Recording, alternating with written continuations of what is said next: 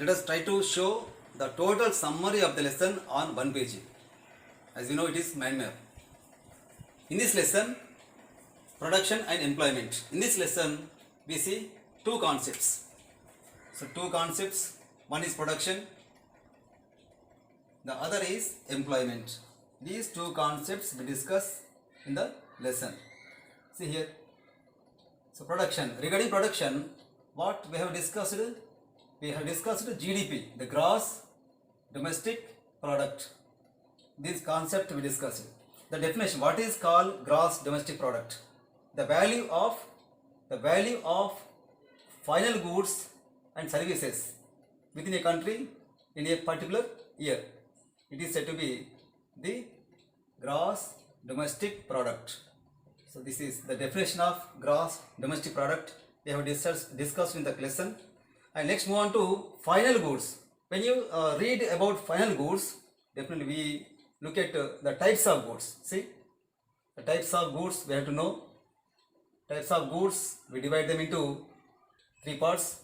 One is primary goods, and second is intermediate goods, which these goods are, we use them in making final goods. Next, final goods. So these goods we use immediately, ready to use. Now move on to next, GDP. Let's look at. So what we have noticed regarding GDP, when you observe, when you read the pie diagrams are given in the textbook, 1972 to 73, one pie diagram. Next, 2015 to 16. By reading these two pie diagrams, we conclude that shift in production took place. Service sector, shifting in production took place. Shifting mean from first sector to second sector, later service sector. The shifting, the changes took place in production. That is, service sector is dominating. By reading these pie diagrams, we conclude that service sector is dominating. Service sector is contributing more to GDP. So this is the concept of production. Now let's move on to employment.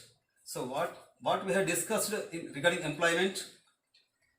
So when you read the same pie diagrams, so regarding employment, the same pie diagrams are also given 1972 to 73 and 2015 to 16. So by reading these two pie diagrams, we conclude that shift in employment did not take place. When we compare to this GDP, here shifting took place from first sector to second, third sectors. But whereas regarding employment, shifting was not to take place. Shifting has not taken place. See, didn't take place. Still, agriculture sector is dominating.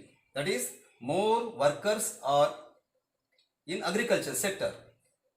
Right. Now let's look at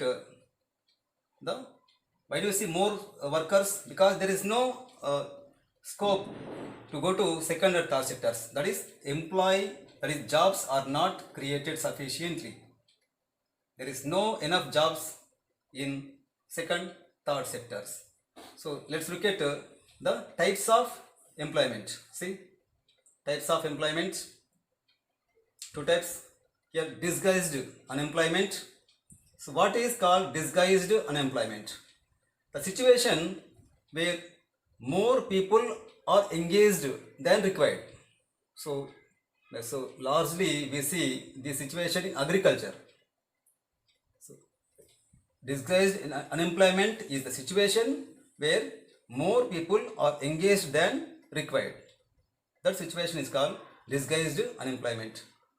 So we see in agriculture. There is no, suppose we take out a few members from agriculture, so it will not be affected the total production. So that is about. Now let's move on to second one, underemployment. Underemployment means people work less than their potential. So they seems to be working, but they are not fully occupied. They are working less than their potential.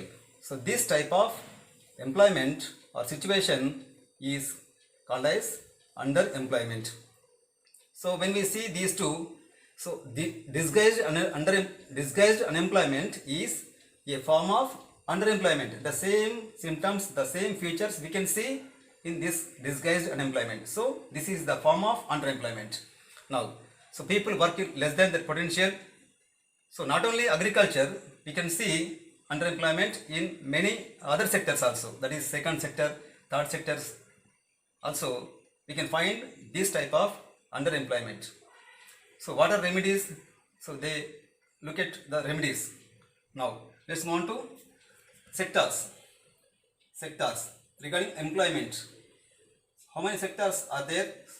Based on work here.